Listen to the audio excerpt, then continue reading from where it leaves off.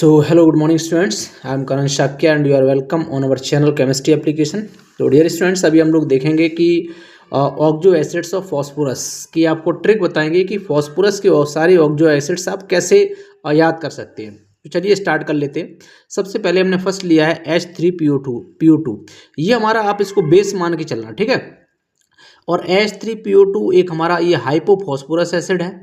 और hypophosphorous acid इसका जो स्ट्रक्चर क्या है वो आपका है P डबल बॉन्ड O, एक OH और दो इसके साथ क्या लग जाएंगे, H लग जाएंगे।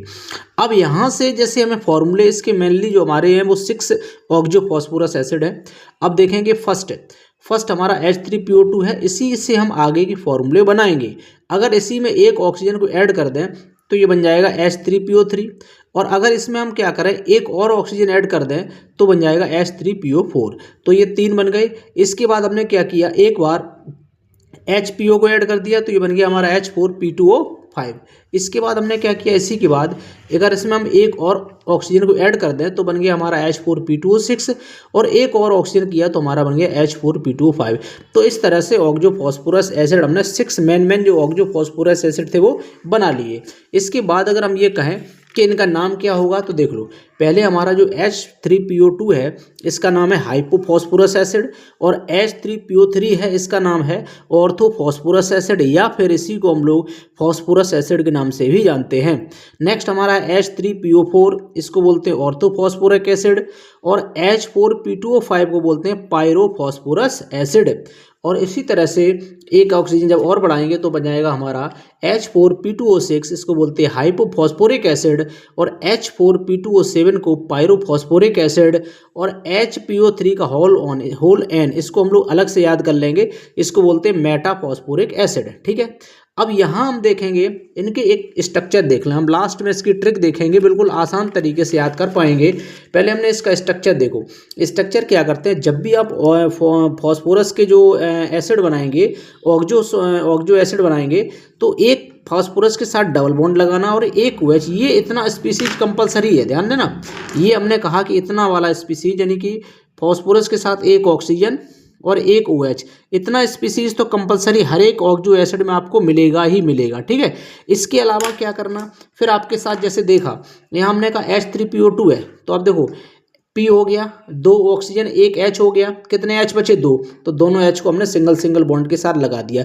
तो पहले इतना स्पीसीज बना लेंगे P के साथ डबल बॉन्ड और OH, जो बचा होगा उसको हम P के साथ एडजस्ट कर देंगे बाकी बॉन्ड के साथ। फिर हमने देखा, अब हमने जब एक ऑक्सीजन को ऐड किया तो बना हमारा H3PO3, इसको बोलते हैं ऑर्थोफॉस्फोरस एसिड या सिंपली फॉस्फोरस एसिड। ऑर्थो जो फॉस्फोरस एसिड है इसमें हमने क्या किया, P के साथ डबल बॉन्ड O, एक OH लगाया। अब 2 H बचे थे, एक O बचा था, तो हमने क्या किया, एक OH को ऐड कर दिया, यहाँ पर एक H ऐड कर दिया, तो बन गया स्ट्रक्चर।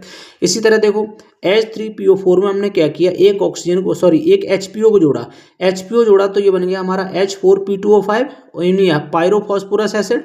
और जो पायरोफॉस्फोरस एसिड बना है इसका स्ट्रक्चर इस तरह से बनेगा, 2 फॉस्फोरस बीच में ऑक्सीजन लगाएंगे, P के साथ क्या किया, डबल बॉन्ड O, और डबल बॉन्ड O बन गया, एक यहाँ OH लगाया, P के साथ डबल बॉन्ड O, और यहाँ पर हमने क्या किया, एक OH लगाया। अब देखो क्या बन गया, इसके बाद देखो कि यहाँ से अब ये स्ट्रक्चर बन गया, एक हमने H बचा हुआ था, ठीक है। इसके बाद देखो अब ये स्ट्रक्चर हमारा हो गया H4P2O5 का। इसका H3PO4 का अगर देखें तो इसमें क्या है, P के साथ एक डबल बॉन्ड O, एक OH, और 2 ऑक्सीजन 2 हाइड्रोजन बचे, तो OH हमने यहाँ पर लगा दिया। तो बड़े ही आसानी से हम सभी जो एसिड्स हैं फॉस्फोरस के, इनके स्ट्रक्चर बना सकते हैं। इसके बाद जब एक और ऑक्सीजन ऐड किया तो बन गया हमारा H4P2O6, और इसका नाम है हाइपोफॉस्फोरिक एसिड। तो देखो हमने PP सिंगल बॉन्ड से लगाया, और P के साथ एक डबल बॉन्ड O, यहाँ OH, एक डबल बॉन्ड O, एक OH। अब हमारे पास कितना बचा, 2 हाइड्रोजन 2 ऑक्सीजन बचा, तो उनको हमने OH यहाँ से लगा दिया। इसके बाद देखो H4P2O7 है, H4P2O7 मीन्स पायरोफॉस्फोरिक एसिड। तो यहाँ से क्या किया, एक ऑक्सीजन के साथ पहले 2 फास्फोरस को ऐड किया, तो P double bond OH, P double bond OH। अब 2 हाइड्रोजन 2 ऑक्सीजन बचा, तो कितना हो जाएगा, OH हमने यहाँ पर ऐड कर दिया। इसके बाद देखो ये आ गया हमारा मेटाफॉस्फोरिक एसिड, और मेटाफॉस्फोरिक एसिड में कुछ खास नहीं करना होता है। जैसे HPO3 का होल एन होता है, अगर हम एन की वैल्यू 3 रख दें, आप कितना भी रख सकते हैं, 4 5 6 3 से ऊपर रख देना, ठीक है, 3 या 3 से ऊपर। तो क्या हुआ, ये हमारा देखो जैसे हमने 3 रखा तो बन जाएगा हमारा H3P3O9 और इसको साइक्लिक फॉर्म बनता है हमेशा। तो साइक्लिक बनेगा तो PP हमने यहाँ लगा दिया, इसके बाद OO और एक वहाँ P और यहाँ पर हमने O, यानी ये साइकिल टाइप का बना दिया। P के साथ एक डबल बॉन्ड हमेशा रहेगा, double bond O, double bond double bond O, और बचा क्या 3H, तो हमने H लगा दिया।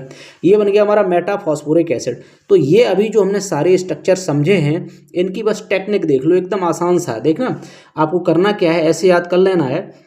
आपको करना है हाई ऑर्थो ऑर्थो और पाई हाई पाई। क्या करना है, हाई ऑर्थो ऑर्थो और पाई हाई पाई।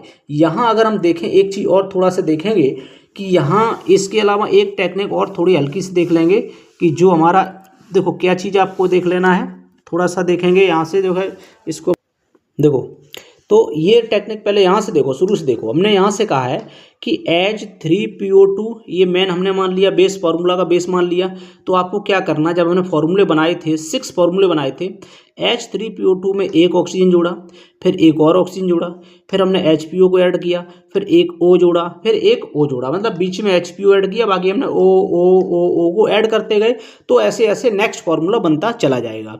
अब हमने याद करने की टेक्निक ऐसे बनाई थी कि हाई ऑर्थो ऑर्थो और पाई हाई पाई, 2-3 बार बोलोगे तो याद हो जाएगा कि हाई ऑर्थो ऑर्थो और पाई हाई पाई। ठीक है, क्या बोले कि हाई ऑर्थो ऑर्थो और पाई हाई पाई। तो देखो अब यहाँ से समझा देते हैं। और एक क्या करना, एक टेक्निक और है कि रस रस रिक रस और रिक रिक, यानी कि बीच में आपको क्या करना है, बीच में एक बार ले लेना है आपको रिक रस लेना है। क्या लेना, बीच में लेना है रिक रस। क्या लेना है, रिक और रस, रिक रस ले लेंगे। और क्या करना, पहले शुरू में रस रस 2 बार, रस रस 2 बार, और लास्ट में रिक रिक 2 बार, और बीच में क्या लेना है, रिक रस। यानी शुरू में रस रस, लास्ट में रिक रिक और बीच में रिक रस। तो बीच वाला केवल याद करना रिक रस, तो याद रहेगा शुरू में रस रस रिक रस और रिक रिक।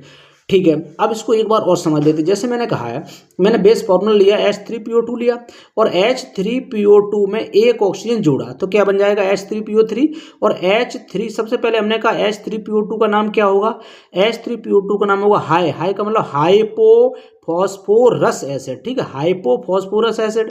फिर जैसे ही एक ऑक्सीजन ऐड किया तो एक ऑक्सीजन जोड़ा, तो अब ये बन जाएगा H3PO3, और जब H3PO3 बना तो क्या बन जाएगा, ऑर्थोफॉस्फोरस एसिड। क्या बन जाएगा, ऑर्थोफॉस्फोरस एसिड। एक और ऑक्सीजन ऐड किया, तीसरे नंबर पे ऐड किया, तो कितने कितने ऑक्सीजन हो जाएंगे, 4, तो बन जाएगा हमारा H3PO4।